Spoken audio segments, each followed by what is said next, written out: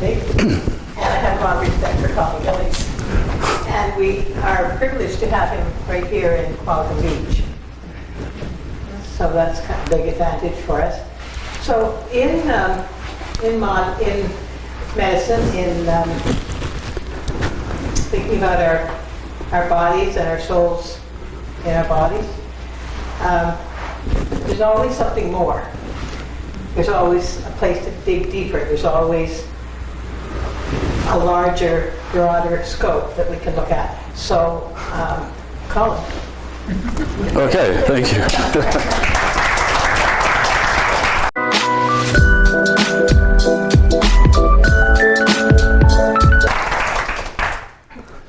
Well, good evening, everybody. Noticed I used everybody rather than ladies and gentlemen. It seems to be politically incorrect these days, but even I think Air Canada just announced that they're dropping all gender announcements on their airline, so the announcement will be "Welcome aboard, everybody." Yeah, so kind of crazy to me, but I would have thought the world had more issues to deal with and worry about the little gender classifications. But anyway, I'll leave that aside and move on to homeopathy. Tell me, I'll just do a little survey. How many people have not heard of homeopathy or know a little bit about it, but have heard of it, but know a little bit about it? So, can you raise your hands? So about half don't know a lot about homeopathy. Okay. How many people have taken homeopathic remedies? Hey. Oh, welcome. So how many people have taken remedies? Okay, quite a few. And how many people have been to a homeopath and had a consultation? Yeah, 3. Okay, good. I expected the group to be fairly aware of it anyway, because just the group itself sort of dictates that. But this way. Oops, sorry.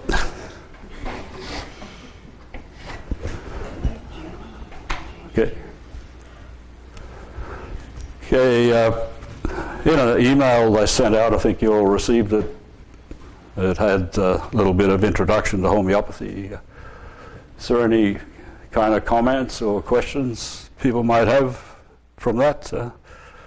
I'd like to get kind of a discussion going. I don't want to stand up here and talk for an hour or whatever.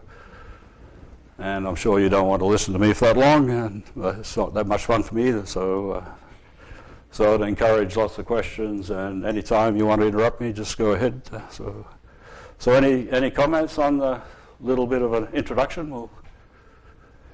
We'll get into it as we go forward. But any comments? No. You could give us a. Yeah, I'll give you a bit of a history. The developer of homeopathy was a physician in Germany back in the 1700s. Samuel Hahnemann. He was a trained physician, and he basically gave up practicing medicine because he felt the current methods of medicine at that time were actually doing more damage than good, with the bloodletting and the purging and the leeches and all the other methods they used at that time. So he gave up being a physician and basically went into translating medical texts. Basically, he spoke 5 or 6 languages, so he was able to translate medical texts from one language to another. So he came across a text that he was translating, and the author was dealing with cinchona bark, which the active ingredient is quinine, which was used for treatment of malaria. So the basic writer came to the conclusion that it was effective because it was very pungent taste. So Hahnemann thought, well, a a lot of products have bad taste, so that couldn't really be the reason. So what he did was start to experiment with quinine on himself. He did not have malaria, so he started taking doses of quinine, and he noticed over a period of time that the symptoms he was experiencing from taking quinine were very similar to what the symptoms are in malaria. So he was getting the fever and the other symptoms that are related to malaria.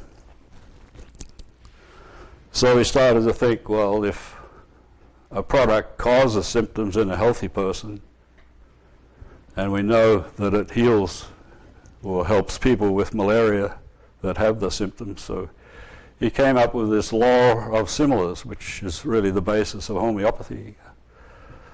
So a product that makes or gives or causes symptoms in a healthy person will actually cure those symptoms in a sick person. So he developed that as a law of homeopathy. In fact, it becomes the basis of homeopathy altogether. So there are other laws, of course, but. And the other thing he noticed from doing that was that he was able to tell what a medicine will do to a person. So by proving chinchona, quinine derivative, he was able to say well, these are the symptoms that this medicine produces.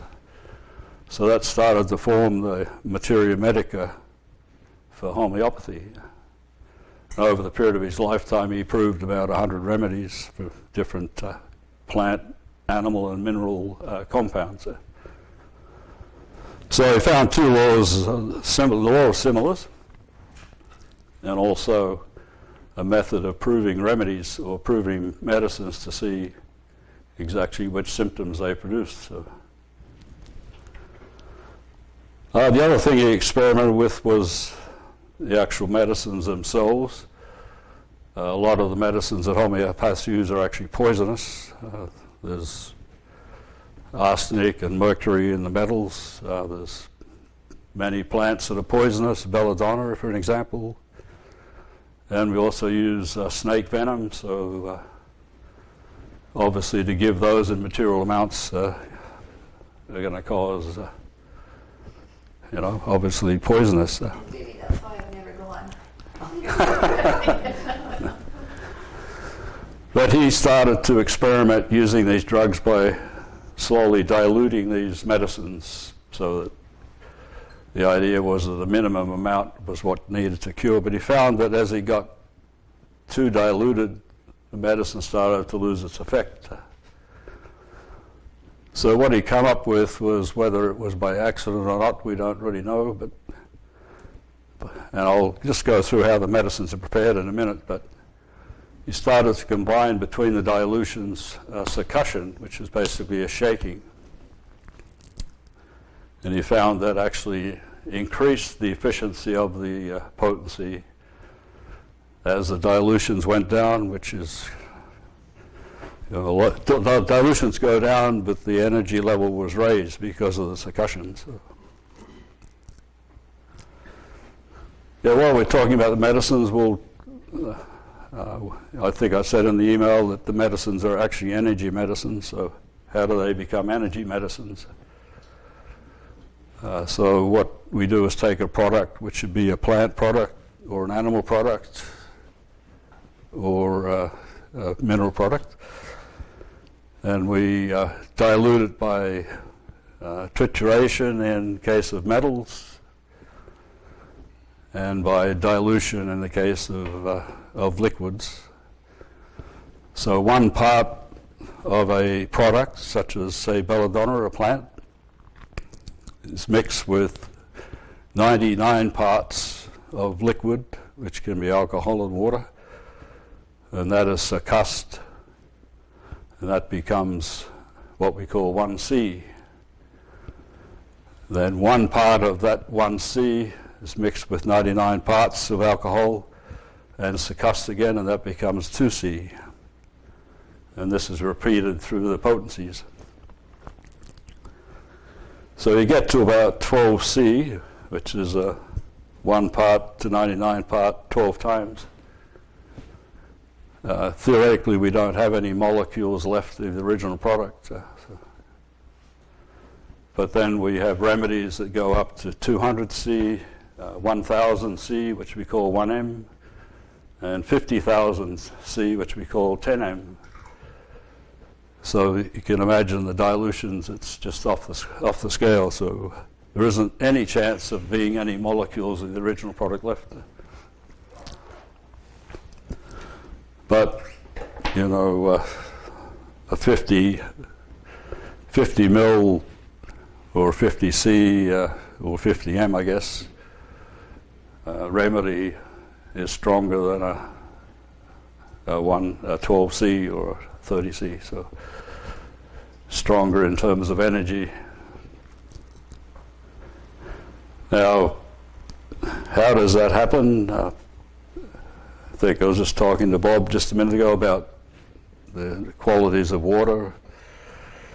Water is able to accept information, so the information is moved from the plant material or whatever into the water molecules as an energy form. And you know, scientists have been studying it, physicists have been studying it and being able to measure the energy level that is contained in the product.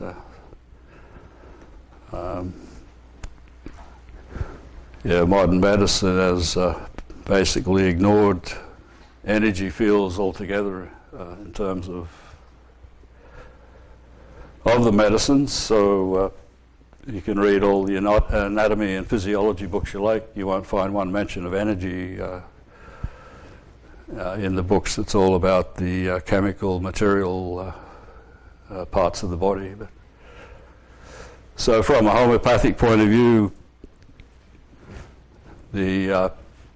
all the chemical processes in the body, all the body's actions, all the autonomic nervous system movements are all, controlled by energy and information, which is contained in what Harmon called a vital force of the human, or a vital force of any living thing, actually.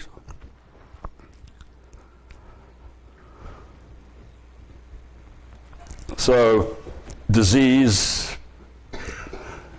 from our point of view, is really disease of the body, dis-hyphenated ease. And, typically, in cases where there's an injury, we can tell easily what caused the injury, but in most cases of sickness, we don't really know where the disease came from. It's like a common cold that just comes. And the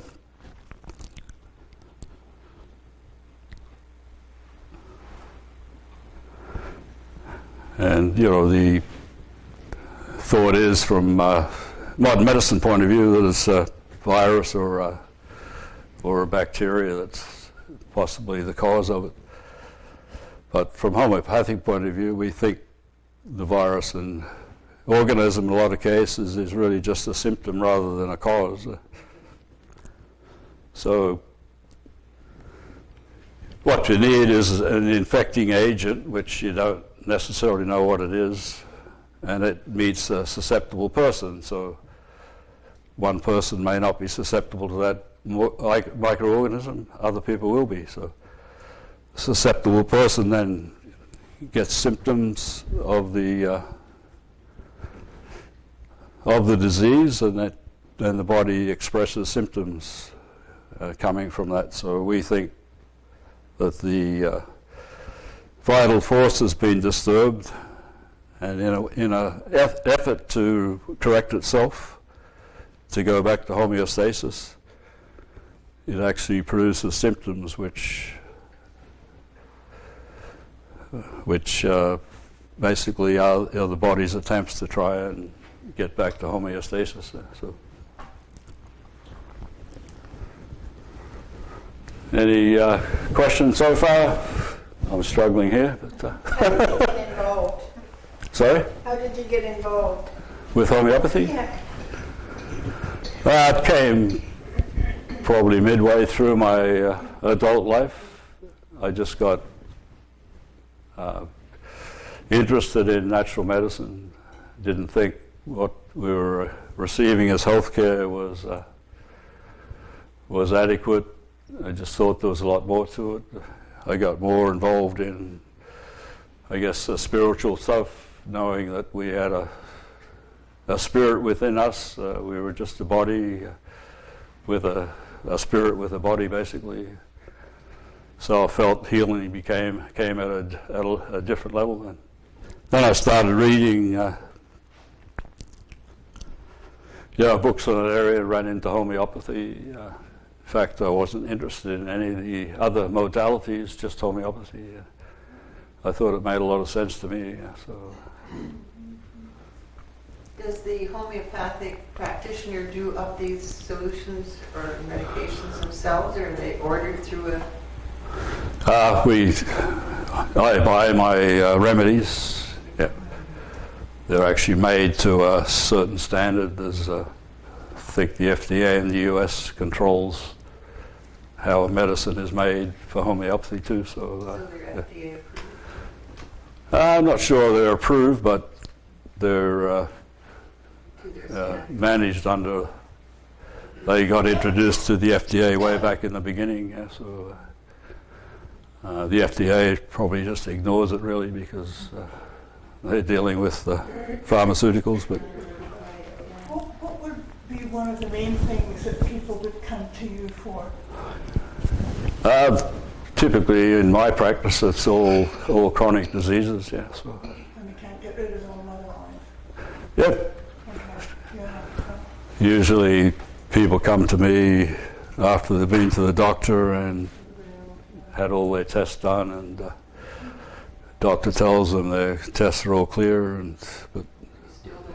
but they still don't feel good. So, and typically I'm sort of the last port of call. They've tried everything else. At the end of the road. Yeah, that's right. The last resort. Yes. Well, that kind of leads into my question, either in your own practice or just in the world of homeopathy. What would be like one of the grandest things that homeopathy did that something else couldn't do? That's a big question.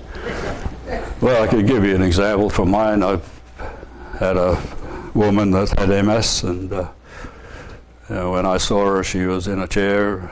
She had to go into a home because her husband couldn't manage her.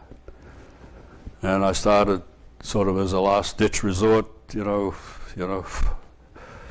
I can't do too much wrong here, so I started to treat her. And probably 6 months later, she started to come out of a chair and finished up coming home again. Now she's walking around, That's huge. yeah. So that's what can happen. Things usually happen slowly in chronic conditions, but then again, you never know. I've had a young woman that had chronic constipation. She had to give herself enemas all the time to get clearer bowels. Found a remedy for her, and it cleared up almost overnight. So. Yeah. But that's an unusual. It doesn't usually happen that quickly, especially with adults. But typically people come to me. They've got a number of ailments. They're maybe on 3 or 4 different medications, so it gets quite complicated. What symptoms are caused by the body? What symptoms are created by the medicines? So. Sorry, go ahead. If you don't mind the question, to follow up on the diabetic thing, what was your thinking in preparing homeopathic remedies? What areas of the body, what were you working on to try to rejuvenate her again? On which one? The constipation? The MS. Oh, the MS. No, what we do with a case is to look at the individual, so rather than the disease. Homeopathy doesn't really classify diseases. They're more interested in just symptoms, So we don't say, well, this is a kidney disease and we treat the kidneys. I mean, obviously the kidney is the main function, but we look at the whole person.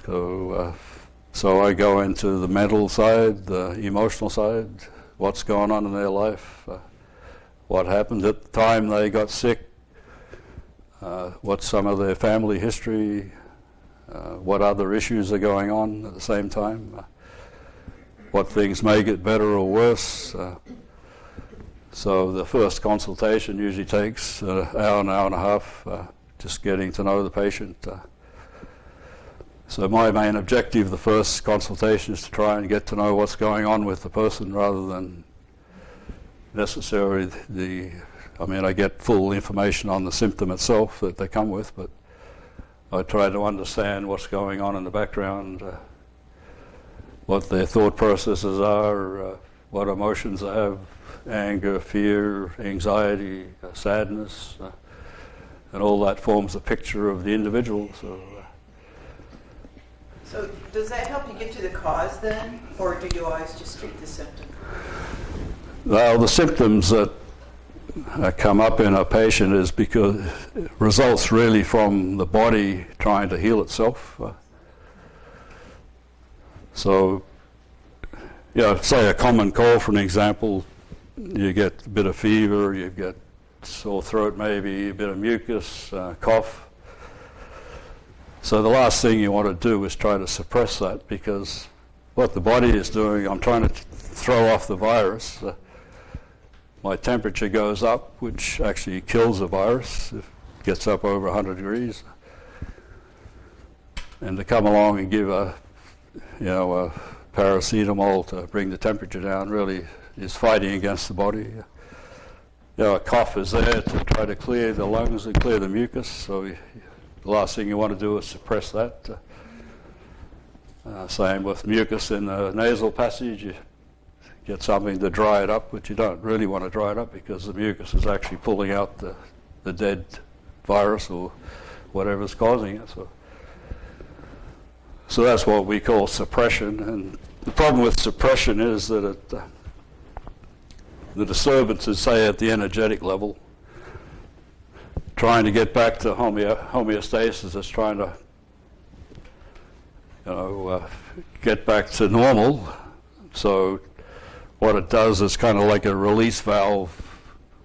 The body's immune system's not quite strong enough to overcome the infecting agent or whatever it is. So it starts to produce symptoms, and what it usually does is push symptoms away from the main organs into lesser important organs. So that's where you see a lot of skin conditions come up, because the body's trying to heal this disturbance. So what our medicines try to do is to go in and try to help the body by stimulating with medicine, stimulating the immune system to overcome the same symptoms. And from our point of view, those symptoms that are coming up are an indication of the disturbance. So then we try to find a medicine that produces those symptoms in a healthy person. Yeah. So we'll come in and take the symptoms of a client, and I'll go to the materia medica and try to find a medicine that actually produces those symptoms. And that's the medicine we'll give. So if the provings, which is our materia medica of medicines, the symptoms that come up in that match the symptoms of the sick person, then that's the medicine we usually prescribe. Yeah. So then the law of similars works. The medicine is an artificial disease. It pushes the immune system to get back to work, and then that can overcome the existing disturbance. Yeah. So yeah. I know that you're not supposed to, I don't know how you feel about it, like store your homeopathic remedies, say with essential oils and things, because I think they both have their own energetic field. Yep. But what my question is, tiny short backstory. Last summer, a year ago, my cat was hit by a car. And so there was a smaller surgery that we could do here on the island to help fix him, but then he had a broken vertebrae, and that was to go to Vancouver, and that was going to be $5,000, and we had to say no for that one. So we did the smaller surgery and then just hoped and prayed for the vertebrae, and he is fine now. But the reason I'm asking this question is because I did give all of the meds that were prescribed by the vet, the antibiotics and the pain meds, because he's a cat and he can't tell me that he's in pain. But I also did give him homeopathic remedies.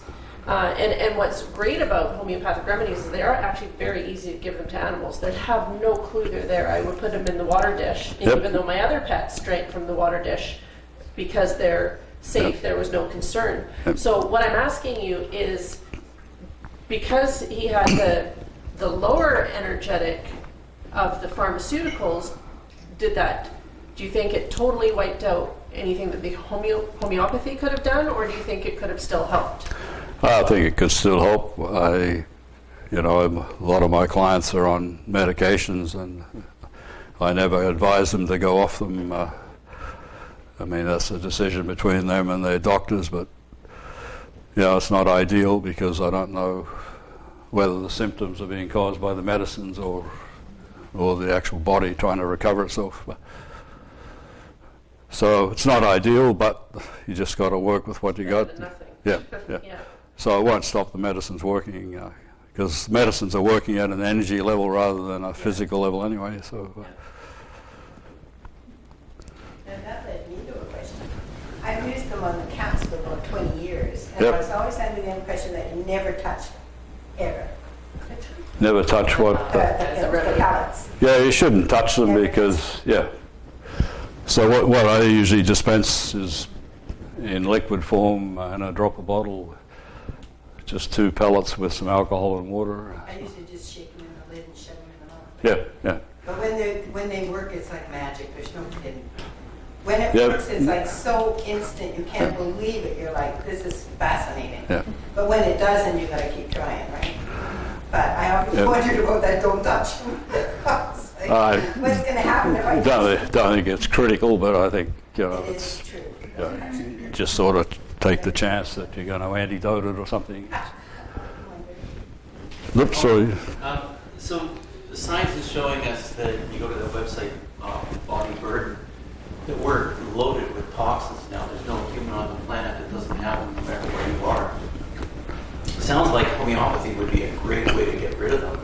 And the number of neurological diseases I'm seeing, like you talked about MS, but I see ALS, I see Parkinson's is crazy these days. So many people have it. Do you think there's a link between those toxins and I'm sorry, I don't want to go into big depth, but do you think there's a link between the toxins we're carrying and those neurological diseases? And do you think homeopathy would be a good approach for those? Yeah, I think, obviously our health is impacted with, many things these days, the chemicals, just the air we breathe, even vaccinations all have a contributing factor to sort of damaging our immune system to begin with. I mean, we're seeing a lot more autoimmune diseases, which we never saw before. Autistic rates are going through the roof. And the stuff that Bob was mentioning is the same. What we do for a client I was talking about with MS, I actually gave her a remedy called from lead, plum bomb. To remove toxins, we apply the law of similar. So if we have a test done and the lead readings are high, I'll actually give a lead remedy. For some reason, it seems to encourage the body to release it. And same with mercury, aluminum. Does that work better than chelation? I think it does. My concern with chelation is that it actually spreads it around the body. I wouldn't do it myself, but a lot of people have had success with chelation. But If we wanted to be detoxified, could we come to you and you would give us stuff to get rid of all the heavy metals? Well, that'd be a simple approach, but obviously I'd like to do a full assessment of the person, because other remedies could do the same thing. It just happened the MS patient I had, which had lead as a remedy, her whole picture looked like a leg picture in terms of what lead has in the materia medica as to what symptoms it causes.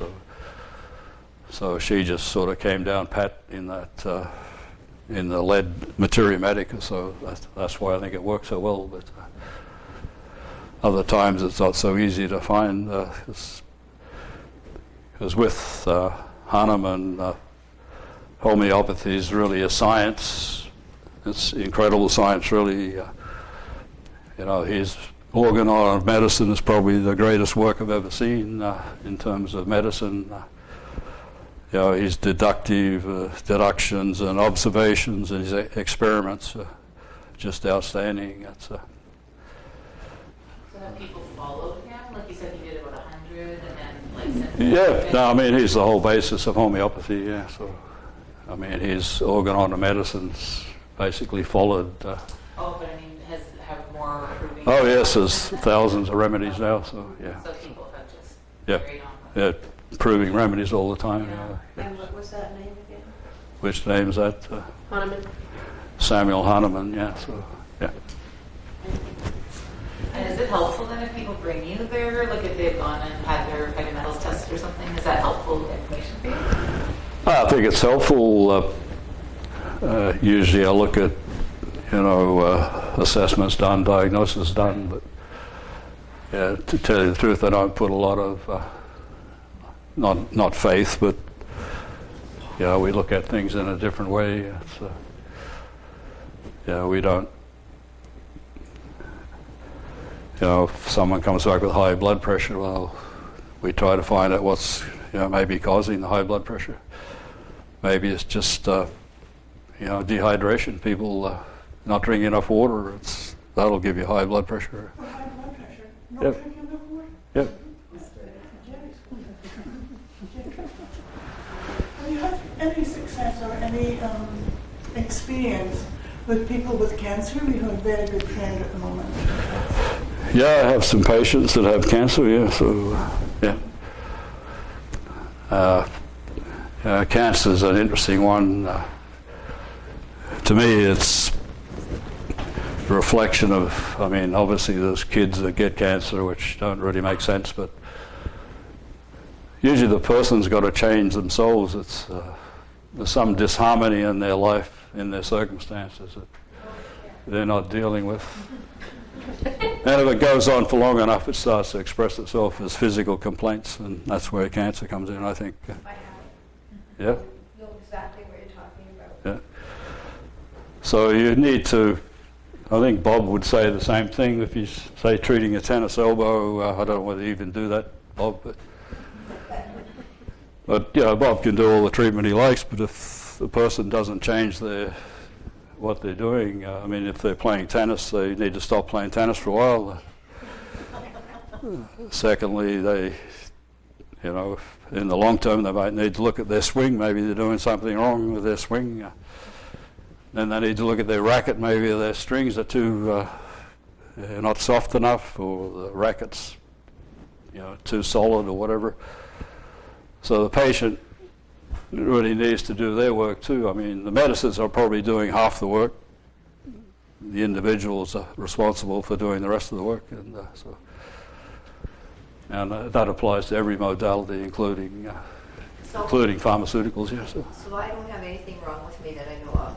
So if I came to you and wanted to have my heavy metals cleansed or whatever, like what would you suggest? Do you take your blood pressure and do this and this and this, or what do you do? With the metals, well. No, just with anything. Like supposing I came in and I don't have any complaints particularly. Yep. So, Okay. but I wanted to, get my body cleaned up and stuff. So what would you do? Well, I'd talk to you. You may say you have nothing wrong with you, but Well, not that I know of. Right? yeah, exactly. So I might get into your personality, your emotions, whether there's any sort of imbalances there that you may not even be aware of. It just becomes part of you. any other symptoms you might have, which might be minor, but what your family history is. Look at your diet. I don't really get into diet. I just say shop around the outside of the grocery store, but stay away from the center aisles. But make sure you're drinking enough water, which is probably 2 liters a day, really. And the other thing which I find people are sort of avoiding salt, and a lot of you people probably have good diets, so you're eating a lot of fresh food.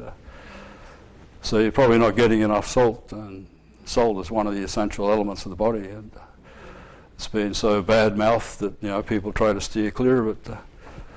Now table salt, forget about, because it's been processed so much, it's really useless. But pink Himalayan or sea salt is very important. Actually, it's so many benefits to the body. Yeah, it's got a little iodine in it because it's all the original metals and elements are in the pink salts, but probably not enough to meet diet requirements. But iodine can get from other sources anyway. So. You had that story about your dad, something about high blood pressure or something? My dad, he just had some complaints. I don't know what they were. He went to the doctor and they gave him high blood pressure tablets. And eventually his potassium levels went through the roof, so the doctor took him off them. He didn't know what to do. And I just said, why don't you drink some more water in the morning when you get up, a couple of glasses. All the symptoms went away. So it's amazing what happens with unintentional dehydration. I think probably all the people that are walking around, probably 90% of them are dehydrated. So I think, well, I drank a couple of beers and I had coffee and tea. I had plenty of water today, but all those things are diuretic, so the water's just going through. Yes. Delusional. That's what I would call my mother. Anyway, I would always know she's not having anything to drink. She doesn't want to pee, so she's delusional. I think it's the polite way to put it. But they don't know it. They think they're perfectly normal, and the rest of us crazy. Yeah, they think water's for washing or something, and I watched that a few times. So if we made an appointment with you, you would do a full assessment. that's the only way I can really operate. So So you, I just hear the term classically trained, that would be what you are versus somebody who, if you go to the health food store and get yourself a little tincture, that's sort of treating a symptom. Whereas does classically trained more that mean that you're talking on a constitutional level of a person, not just... Yeah, if it's chronic disease, then it's always constitutional, So, but, acutes, I don't do a lot of acute cases because I don't do that many kids, but usually with a chronic case, this is your level of normal health. So then you get some sort of chronic disease which doesn't really improve, so it sort of takes you away from your normal health. So you sort of go along that line there. Typically it keeps going up because the longer you leave it, it gradually gets worse. Then you might have little exacerbations here and there. You get a cold or something and it throws you off, or you have a grief in the family, or you lose your job, or your husband or wife kicks you out. All of a sudden there's a lot of stress, so you may have an exacerbation of that underlying chronic condition. So you try and deal with the exacerbation, but then you try to look at the next level as to how do I get back to normal health, and so that's where the constitutional thing comes in. So it might be actually very beneficial to come to you and have an hour and a half or whatever it is with you, just to see if you're really okay. You can ask your spouse. Well, that's true, because you live with things so long that you don't even realize you're. Yeah, right. Yeah, that's true. May I ask what your fee would be for the consultation and where are you located? I'm in Qualicum on 2nd Avenue up in near Chillin Place, yeah. Yeah. Oh, right, okay. And it's $150 for the first consultation, which includes the remedy I usually give. So it's yeah. So I usually, sorry, go ahead. Well, you can finish. I was going to say, I usually turn to homeopathy for my kids before anything else. So do you Yep. find that they're more receptive than adults to the remedies? Yeah, I think so, very much so, because they usually don't have all the baggage with it. And the cures are usually fairly quick with kids. So, yeah. Yeah, I find that, when I have the flu or fevers and stuff like that, it's so much faster than whatever you get at the drugstore. Yeah. Yeah, I give some of my clients kind of a prophylactic for flu, which is an influenzainum remedy, which people take, at the beginning of winter. And so it's once every week for 4 weeks, and then once a month through the flu season. So I don't remember anyone that's got the flu that's been taking that, but so. Do you get any symptoms? No, not usually. Don't even notice really. All it does is Even vaccination? all it does is really just, I guess, give information to the vital force within us that this is the flu. I'll recognize it when it comes along, so I can deal with it a bit better. So, yeah. Yeah, Bob. I didn't mean to give you a hard one, but so I was listening to Bruce Lipton last night the other night. He was talking about the grandmother factor, that we often inherit genetics from our grandmothers. Can we also inherit problems that they carry with them? Like if we inherit their genetics, it's a code and information system. Could we? And then would that show up, and would homeopathy help with that?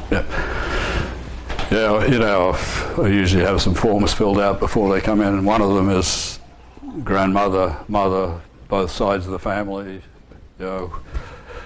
what their state of health is, if they're still alive, what they died from, sort of thing, what issues they had. So let's say there's tuberculosis or something in the family, say the grandmother or even the mother, and that tuberculosis itself won't be transferred through the into the next generation, but typically what happens is that it usually gives a weakness to the lungs, maybe in that case. So there's a bit of more susceptibility. So if you get a pathogen, maybe a tuberculosis pathogen come along, you'll be more likely to come down with it because your susceptibility is lower. So I think that's what happens with cancer. The cancer doesn't actually come through, but it gives you a bit of a greater chance of contracting cancer. I think the young kids that actually get cancer, I think that really doesn't come from the kids. It actually comes through the hereditary. Has a weakness in the child, and he can develop cancer at a young age. So you're definitely right there, Bob. While the disease doesn't come through, there is usually a susceptibility or a weakness in that area that comes through. Yes. I believe we can clean up those timelines, some of us from our parents to going back. Yeah. Yeah. Yeah. If I have a patient that's got a lot of cancer in their background, then at some point in time I'll give the cancer remedies, or more as a prophylactic, or to help the body sort of identify it if it comes along. Would homeopathy be beneficial for COPD? Yeah, it's a tough one, but hopefully you can treat it before it gets to that level. But the ideal is to keep healthy in the beginning and not get to that stage. But unfortunately, modern medicine with their treatments don't really improve anything. They just pacify the symptoms. And typically with COPD, it just gradually gets worse and worse. And So with homeopathy, sort of stave off those. yeah, I think homeopathy can heal any disease really, but it's difficult with some people because their vital force and their reactive systems are so weak that everything that comes along they seem to get affected by because their immune systems are so shot and their energy vibrational level so low that typically you're just looking at palliation in those cases. But so while I think homeopathy can treat any sort of condition, some people just are more difficult to treat, and some probably are incurable really when they get to a certain point. So typically that may be after they've been on medications for many, many years, and each time they get a new symptom, they get another medication. So the system gets so screwed up that it doesn't know where it's coming or going. So it's. Can it improve eyesight? We have a remedy for eyesight. I think depends what's wrong with it, I guess. If it's How about hearing?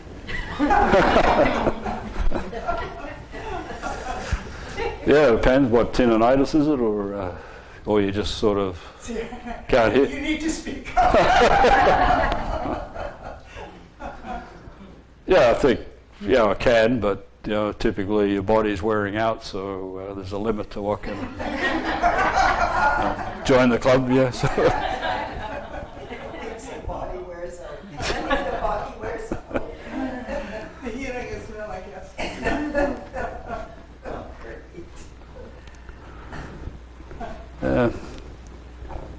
I really like the idea that you seem to treat the whole person rather than the symptom. I think that's what comes out of it. Well, the symptoms give us a direction to go. I mean, that's what we rely on, whether they be mental, emotional, or. See, what happens, I have no idea about how my grandparents died or if they were sick. None of them. I have no idea about that. So. Yeah, well, that's. I've had a client in that was adopted, so he had no information on his hereditary cycle. But, so that's just an indication, something to work with. It's useful to have, but if it's not there, you just work with what you got. Yeah. So I'm surprised that you're saying you were listening to Bruce Lipton, and I thought he was all about epigenetics. And I thought that meant that they've proven that the cell reacts to the environment around them instead of the idea that you've inherited those genetics from your past. Yeah, you don't. So he's also saying that you Well, genetics is an information system. Yeah. The genes are just information. And like Colin said, we inherit traits like we have similar hair color, similar eye color, that kind of thing. We can also inherit bodily dysfunctions or weaknesses, like Colin was saying. And so they're passed on. And they found that there's a pretty big relationship between your grandmother, I think it's on your mother's side, the maternal side, and what you will pick up later on. It doesn't change epigenetics, because homeopathy wouldn't work if you couldn't change anything, right? Nothing would work. So yeah, and anything that will change the genes and reprogram the genes, and obviously if you've got that weakness, and Colin finds out your symptoms that point to a certain remedy that will then bring your body's attention to where that weakness is, then the body will heal the weakness.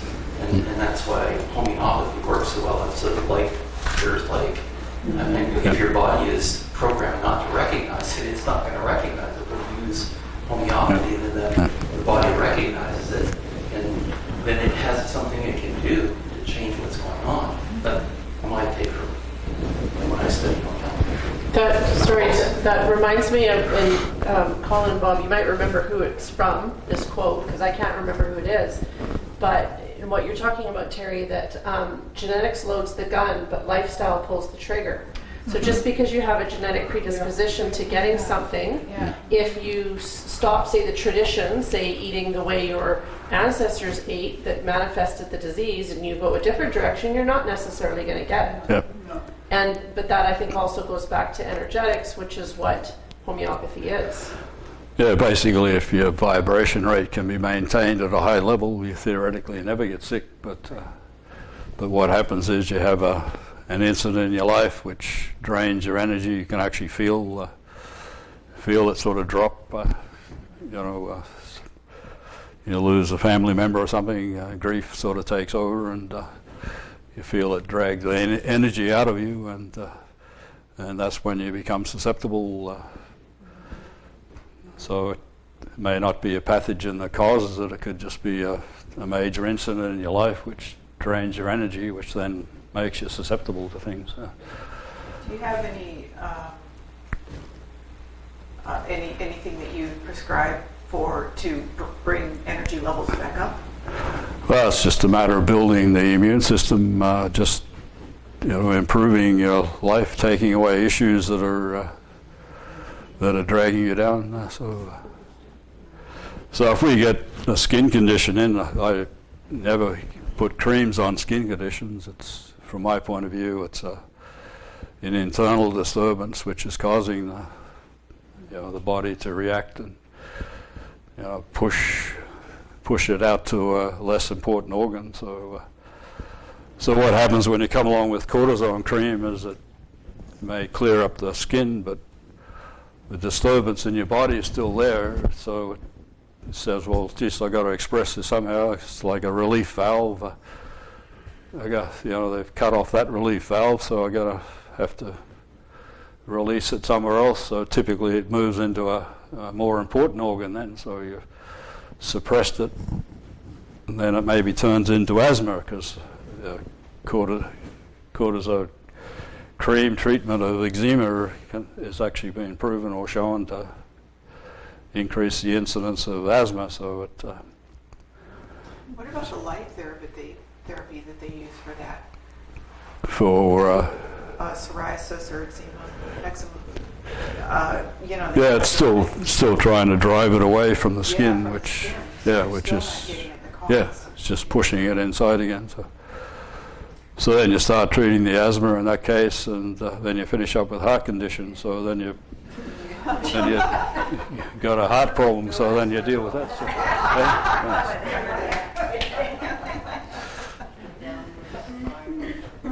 So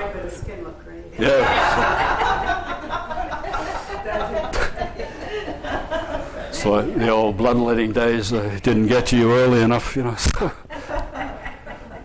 That's just crazy. I don't know what they believed it would help, because just draining the forces or draining the life force out of the body, expecting it to heal someone. Yeah. So I guess they thought in those days that the disease was in the blood, so they just took it out, and that was going to be the cure. But that's why Hahnemann sort of got out of it right away and started going his own way.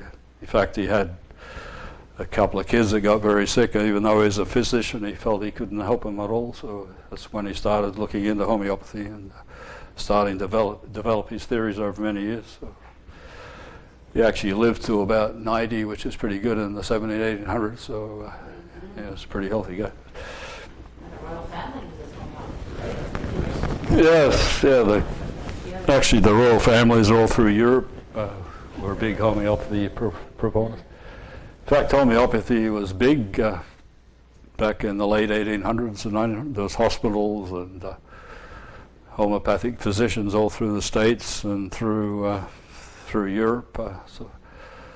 But it's kind of died out when the modern medicine came along with its antibiotics and that. If you follow Rockefeller medicine, you type in Rockefeller medicine. He bought off all the schools. He kicked university. Yeah, he kicked them all out. $5 million back in the 30s, which was a lot. Follow the money. Yeah. Interestingly, Rockefeller used homeopathy, he didn't use his own stuff, so that's why he lived to a ripe old age too.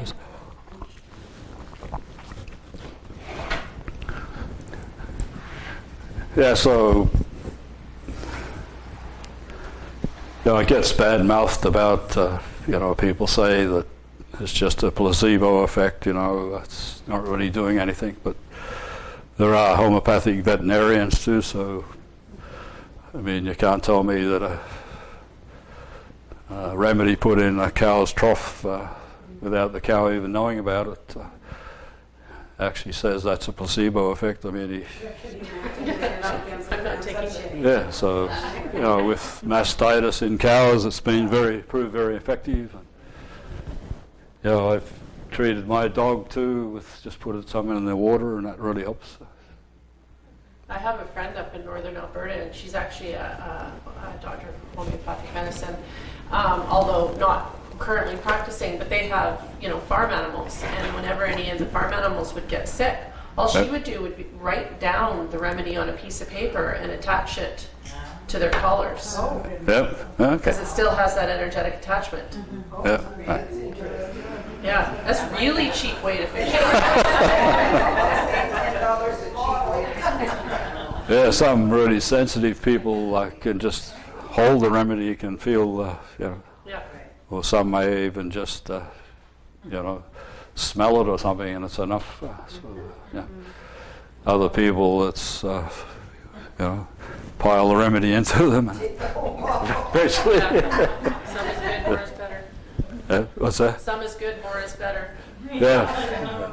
Well, if it all comes down to energy, then couldn't we just use the frequency of the Yeah. remedy? No, I think Just put the eventually. Yeah, homeopathy is really a crude way of using energy. Instead of listing our genome, we should be doing energy on all the different cells and stuff. Because there was a guy that had a machine, a Rife machine, I think. When was he? In the 1930s, was he, or 40s or something? He was actually treating with energy just by applying a certain frequency. They have them now. They're micro frequency transmitter machines. Yeah. And there is a realm of people using them. Not many practitioners, but it's spreading more. Well, Rife was out, and I think they actually killed him in the end, and they stole all these technology. Rife was 1888 to 1971. Yeah. Okay. Was his life. So probably in the 30s, 40s. Yeah. Yeah. So he was applying energy. So if you could determine that your liver was out, you could actually determine what the energy level of the liver cells are, whatever they are, and just apply that energy, which would be, the law of similars, really. So that's what homeopathy does, except it's a little bit more complicated in terms that, we're just using symptoms to try and identify which remedy to use. So it's a bit more hit and miss. Because that's where the art of homeopathy comes in, is the actual prescribing. So first thing is taking the case, which can be difficult on its own. You got to try and determine what's important and what isn't important. The client's got to be willing to share what information she has or he has. And sometimes the symptoms have been around so long that they don't even realize they're symptoms that have taken them away from normal health. So then you've got to try and analyze which ones are important, more important than others. Then you build up a bit of a case as to which symptoms need to be ranked, and then you go to the materia medica and try to find the medicine that actually produces those symptoms in a healthy person. So, so it's very difficult work, very satisfying when it works, but sometimes it takes. Yeah, sometimes it takes time. The ideal is to find the similum, what we call the remedy that covers all the symptoms. and usually that remedy will take care of everything, but a lot of cases it's a kind of a zigzag thing. This remedy will take care of a few things, but a few other things will remain, so you go another remedy for that one, and then you may have to zigzag back a little bit to cover them all off. But the ideal is to try and find the remedy that that meets most of the symptoms that the patient has. So do you think this may start with emotions? Definitely, yeah. So, yeah. And then lead to that physical? Yeah, so we rank the emotion or mental symptoms, emotional symptoms, and physical symptoms in that order. So the mental symptoms are more important. So people that have maybe delusions and paranoia and maybe loss of memory, other things going on in their heads. And do you think most people are upfront about this? Or do they just give you the condensed version? Yeah, it depends on the person. Some people come in and it's just... Okay. And other people in there, you're kind of like taking teeth out, tell me what makes it better. Oh, I don't know. Never thought about it. But other people, they just sort of gush everything out, so you try to write it down and there's jumping all over the place. You got to try and do it in an organized fashion, but yeah, a little bit. And you notice the patient, try to see what their demeanor looks like, whether they're introverted, extroverted, how they present themselves, how they dress. You just sort of all take that into account sort of automatically, and you try to get a picture of the person itself. And You'll come in with your pajamas on and your hair standing on it. yeah, with a beer in hand or something. Yeah. I remember once you were treating me for I had a cold or something, and I had just come into the office and you came in and I had the door open. So that was something Colin just observed, that I must have been, or it was hot or something. Anyway, so he's very observant. Try to be, but. But I was always told that when you got a cold, 2 weeks before you got that cold, you were just mad as hell. And if you weren't, you'd never get a cold. I wasn't had two colds in my life. But I was told that in the 70s by someone that studied all that. Yeah, typically you won't get a cold. I mean, I haven't had one for years, I don't think, touch wood, but... So what do you think about it? Yeah, I think, If you're never really angry, furiously angry, you will never have a cold. Actually, I've had thousands of colds in my life. Yeah, that's what I said. yeah, I think basically something that brings down your vital force or your vibrational level will make you susceptible to it, yeah. So it could be anything, could be just a bad day at the office or dog got... Road rage. Yeah, road rage, anger, fear, anxiety. Oh, definitely, yeah. I mean, that's, in many cases, that's what leads me to the remedy is the emotions and the mental side of things, yes. So I can have 4 kids come in with a cold and I'll give them 4 different remedies because one will present, he just wants to lay down and be quiet and don't bother him. Another one will be jumping off the wall. Another one will be hot, red-faced, perspiring. And another one will want to be cuddled all the time and carried around everywhere. Another one just won't want to be near you, so each case calls for a different remedy, So even though the symptoms are similar, the demeanor can mean a different remedy altogether. So,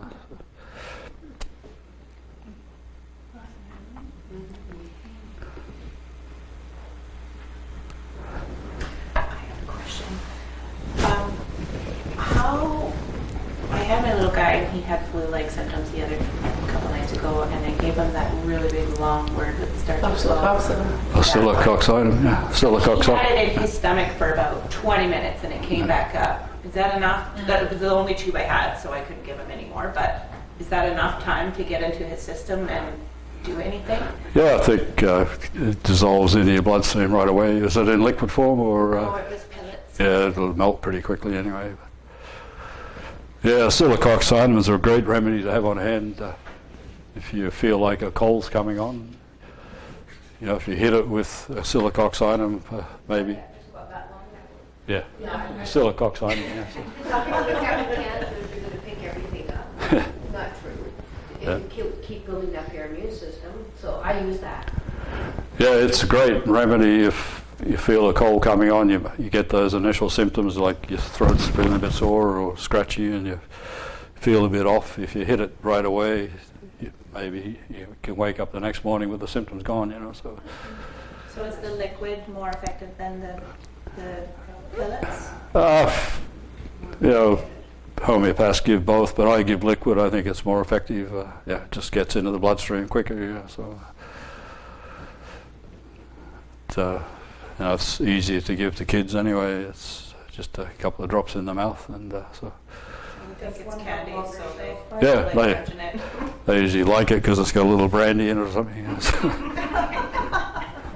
just a couple of drops. Yeah. So. And this is something we get from you first. Yeah. I'll make up the remedy for you. But the brandy's only in there to preserve the medicine, so theoretically it lasts forever with the brandy in it. So you might keep the influenzainum on hand. Just take some doses through the winter, and the next winter you just pull that again. And Next week you just need the brandy. Yeah. You're gonna be like that.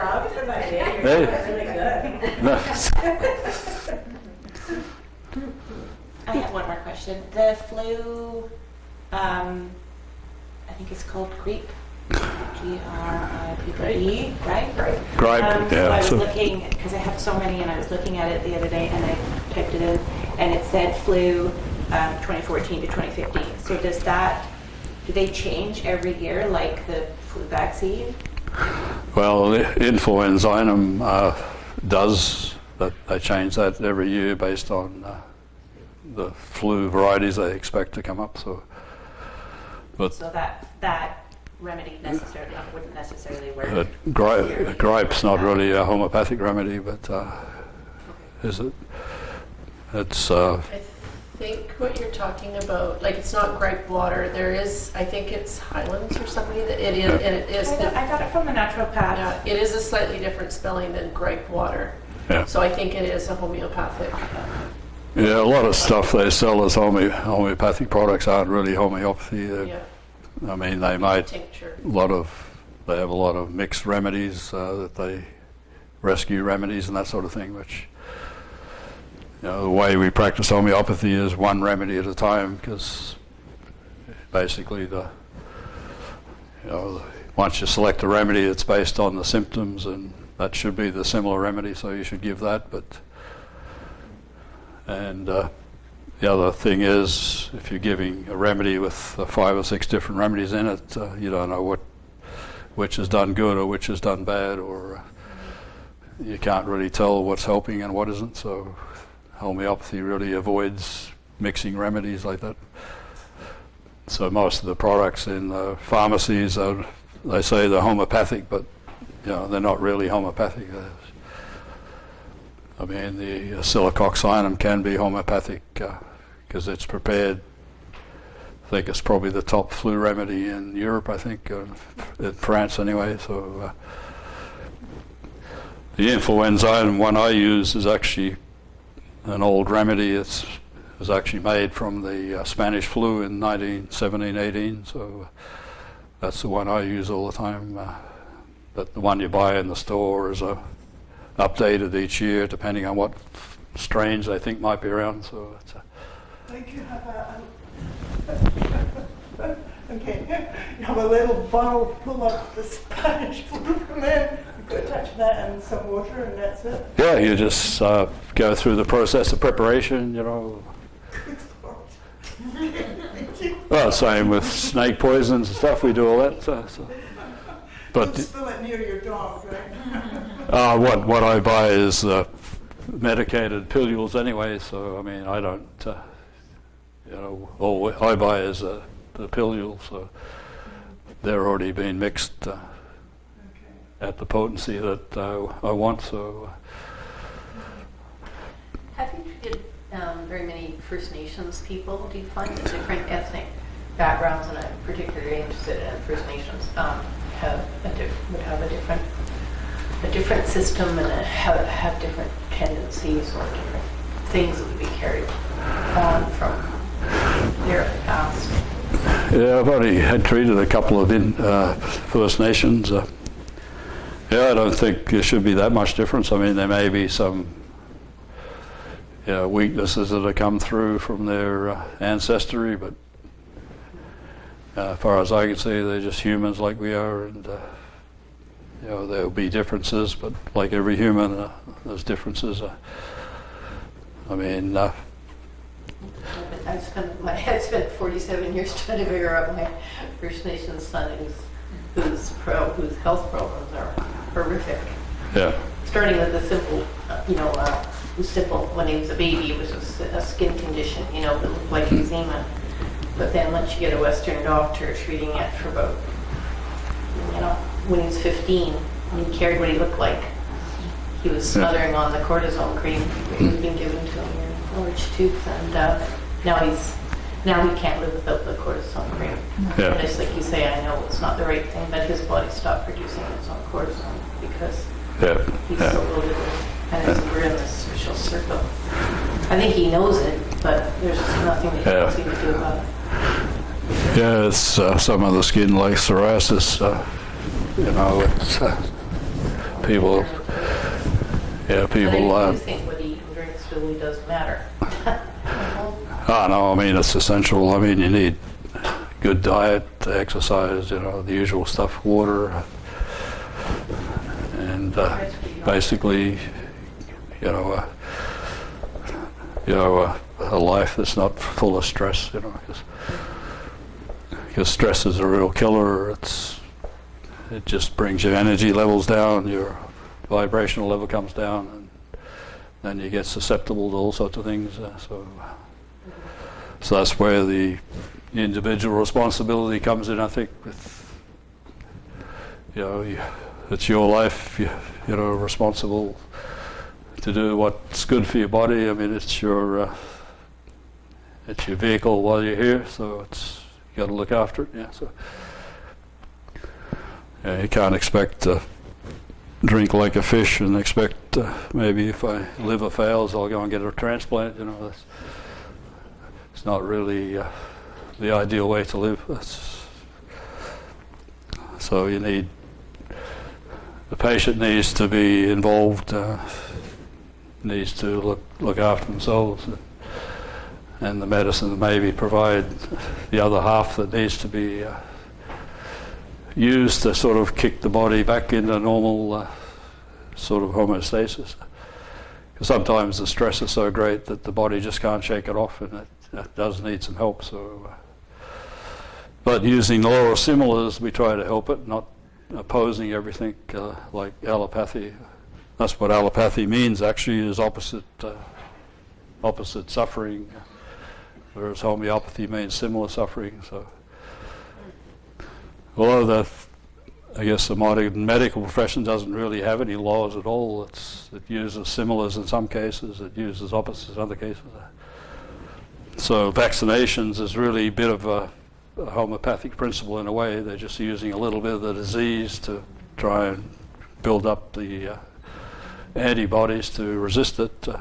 Same with some of the allergy treatments where they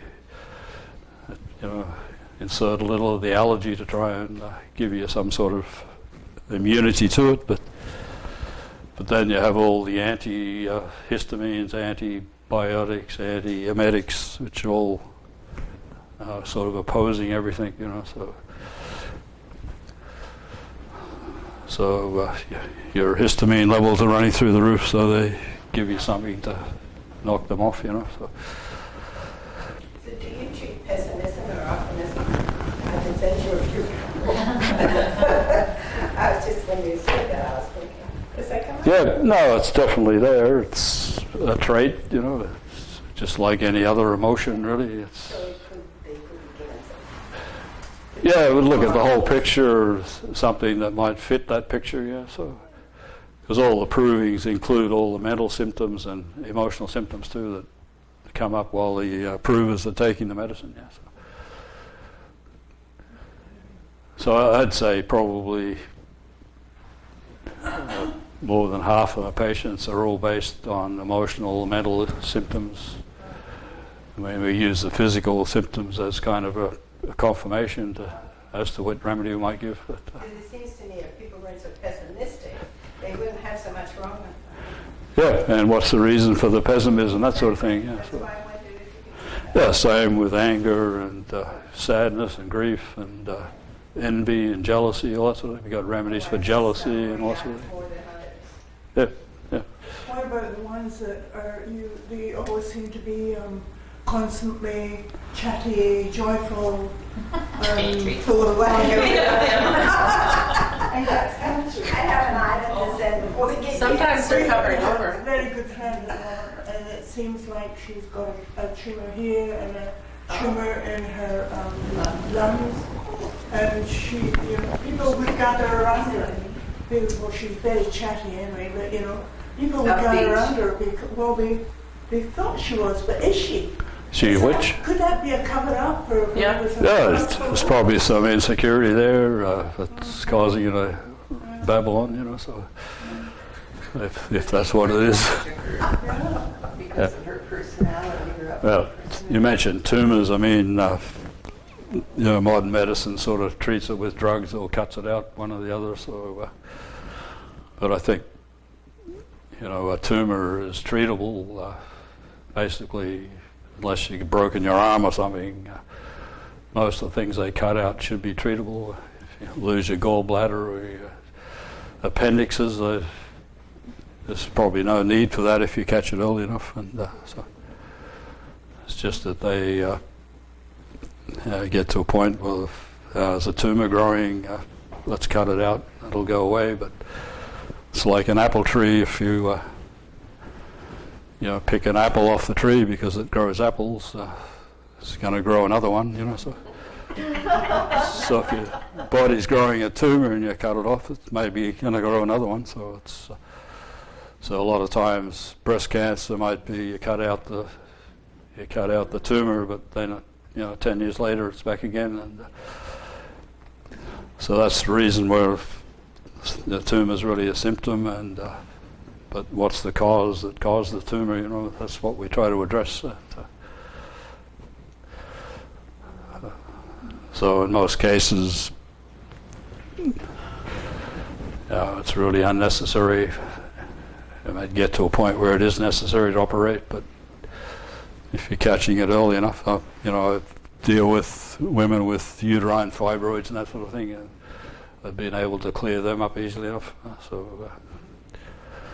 But doctors want to cut them out, so I think hysterectomies are probably really unneeded in most cases. And it's so frequent now. I have women in my life that are, in their 30s having hysterectomies. It's just scary.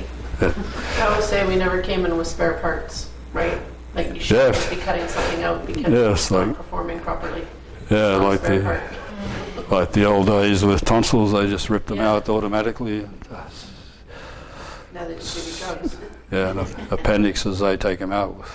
You get a bit of an infection, or not an infection, but get a bit of irritation, and they cut them out. Which, gallbladder, the same thing. It's. They're just too quick to cut everything apart. But the unfortunate thing is they don't really have a treatment for it. All they can do is treat the symptoms. And Thank you, that's been wonderful. okay. Yeah. Thank you.